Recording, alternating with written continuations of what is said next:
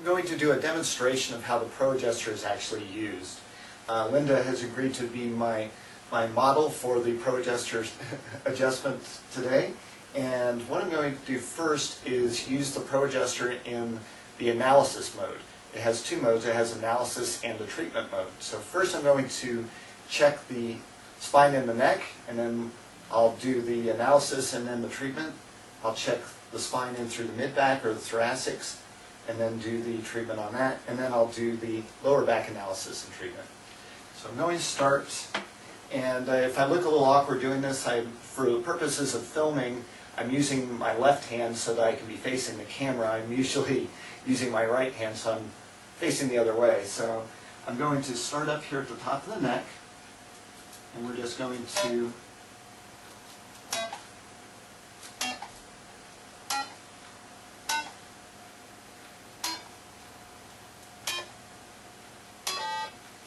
and you can see as I did that we had some changes on the screen. I'll show you that in close-up what we actually see on the screen as we do the analysis a little bit later on. So if I choose one of the segments that showed up as being abnormal in the analysis function, I can then turn it on to the treatment function. And what will happen now is that you'll hear a series of taps as I adjust that first segment is what we're actually working on in this case, C1.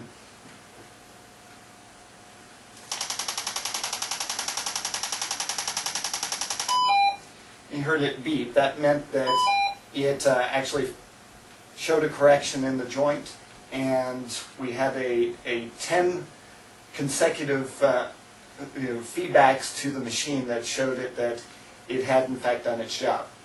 So for sake of brevity, I'm going to move on to the thoracic spine rather than going through the entire reanalysis process, and sometimes we do readjusting as well.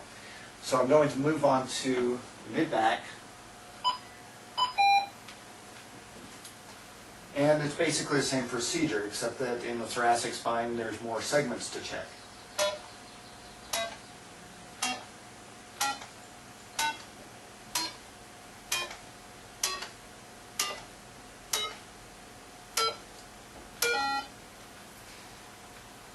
And again, we would look at the screen. We can choose where we have a problem that we want to address. And in this case, we're going to be adjusting at this level. And on this, for the thoracic spine, we can choose a little bit higher force than what we use in the cervical spine. You could probably hear it was a little bit louder that time. That's when the machine is running at a little bit higher force. We can vary the amount of pressure that we use so that it remains comfortable for the more sensitive structures up in the neck, and then also so that we can get more movement in these areas of the spine that are a little bit more difficult to move. So that would be a thoracic spine treatment.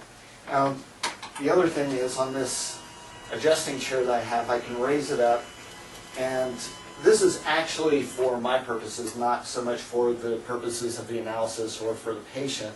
This is so I don't have to bend over when I'm actually doing the analysis and treatment. So again, we're going to move on and go to the lumbar area.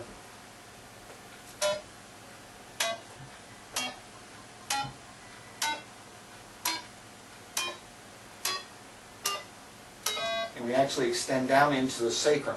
Even though the sacrum, which is the triangular bone at the base of the spine, even though in adults that is actually fused together as one piece, there are 5 segments of the sacrum, which is what we are showing on the analysis screen. Even though those are all joined together and fused, because of the angle of the joints where the sacrum meets the pelvic bones, what will happen is that at different angles of the sacrum, we're going to find different areas of restriction. So even though it's one piece, we're actually analyzing it at 5 different positions to see how it's moving relative to what are called the iliac bones and what would be the sacroiliac joints. So again, we find an area where we have a problem, and we switch over to the treatment function on the machine.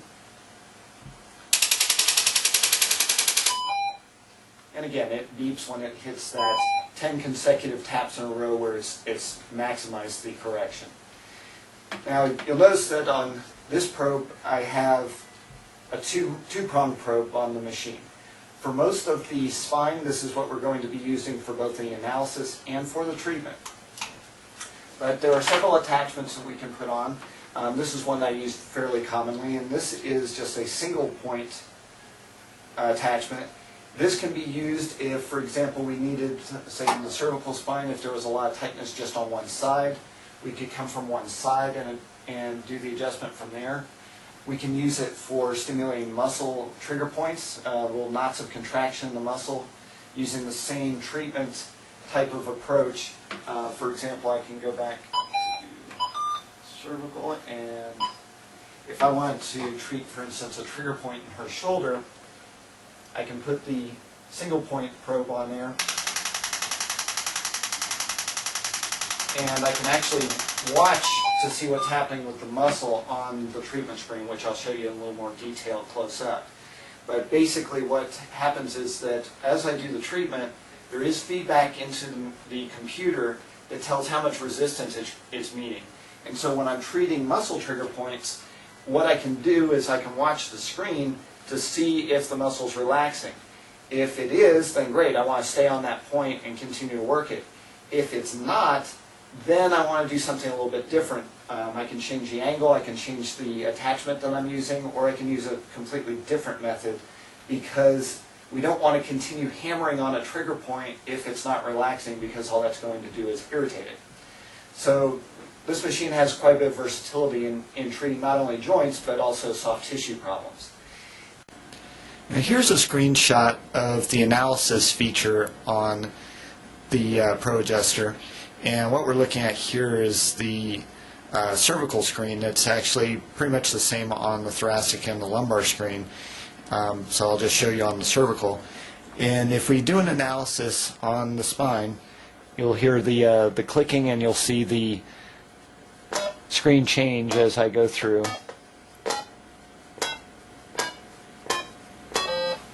And I purposely messed up a couple of these things just so you could see a little bit of what's going on. Typically what we see when we do these analyses on a real person is we'll see curves that look something like this, in several different heights. They may be shifted one way or the other. If we see a situation like this where you get kind of a bump in there, that's more typical of a situation where you get kind of a ratchety motion of the joint, and that would be a more severe type of situation. You don't usually see those, but that is something that can occur.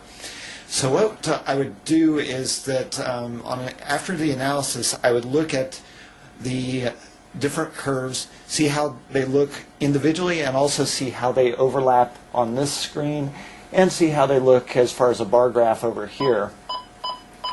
And then I would choose whichever joint I wanted to work on. So I'm going to choose a joint and switch over to the treatment mode. And on the treatment mode,